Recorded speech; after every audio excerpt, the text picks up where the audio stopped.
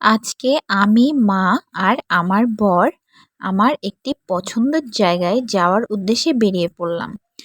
তো পছন্দের জায়গাটি কোথায় এবং সারাদিন কি কি করেছি সবকিছুই থাকবে এই ভিডিওতে। আপনারা দেখতে থাকুন। এই যে আমরা চলে এসেছি আমার পছন্দের জায়গায়। বলুন তো এটা কোথায়?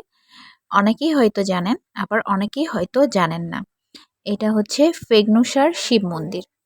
দক্ষিণ এশিয়ার মধ্যে সবথেকে বড় শিব মন্দির হচ্ছে এইটি। তো আসলে ভোলে বাবার কৃপা ছিল, মহাদেবের কৃপা ছিল, বিধায় আমরা যেতে পেরেছি এবং সুন্দরভাবে পুজো দিতে পেরেছি।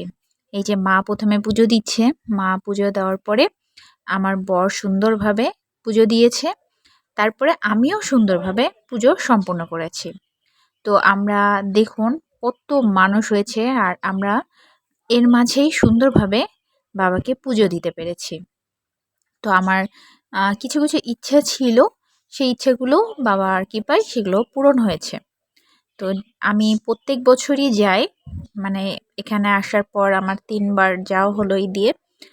তো অনেকটাই দূরে হয়, এখান থেকে অনেকটাই দূরে হয়, তবে আমার খুব ভালো লাগে এবং কেন জানি যাইতে চাইলে যাওয়া হয়। সবই মহাদেবের কৃপা।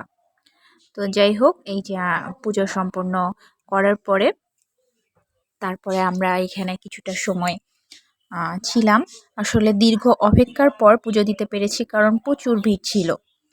আর এইখানে হচ্ছে আজকে শ্রাবণ মাসে ৩য় সোমবার, তো এই জন্য অনেকেই এসেছিল পুজো দেওয়ার উদ্দেশ্যে বিভিন্ন জায়গা থেকে।